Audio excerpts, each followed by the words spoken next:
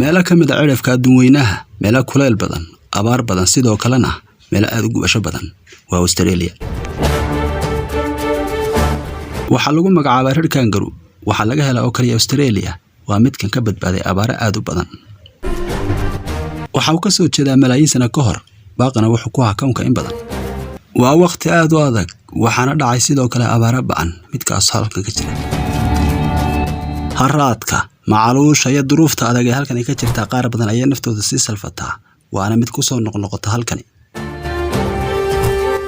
miyay badbaadi doonaa Kenya iyo qoyskiisu kuwaas oo ka soo jeeda kuwa lagu magacaabo kangarooda cascas ee halkan ku nool Australia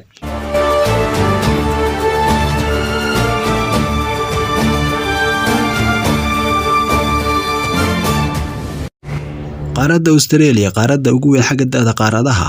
afarteeda geesood saddex ka mid ah waa saxara xigeen abaar u badan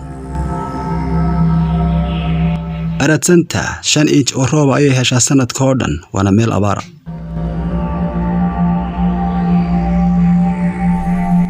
Mercury heerkulku waxa uu gaaraa 110 digrii oo Fahrenheit ah balse qaybta ugu adag waa mid aan la saadaalin karin kuwa ku nool halkan iyo sidoo kale jawiga midnaba halkani waa goob aan lahayn waxa loo yaqaan xilli roobaadka waa meel aad u adag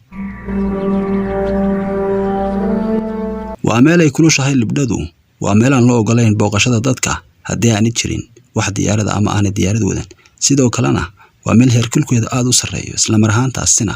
noloshu ay tahay mid halis ah balse su'aashu waxay tahay kangaroodu miyay tahay marsubiyaalka ugu weyn ama ugu ballaaran koonkan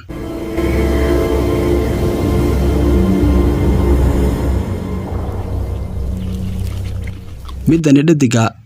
ee kangarooda cascasi waxa tan way riman tahay isla mar ahaantaasina kuwa dhadiga inta badan mar walba way riman yihiin waxay ka gaashaamanayaan saadaalinayaan mar walba deegaanka markaas eegayaan inay dhali karaan iyo inay waqtigan adag yahay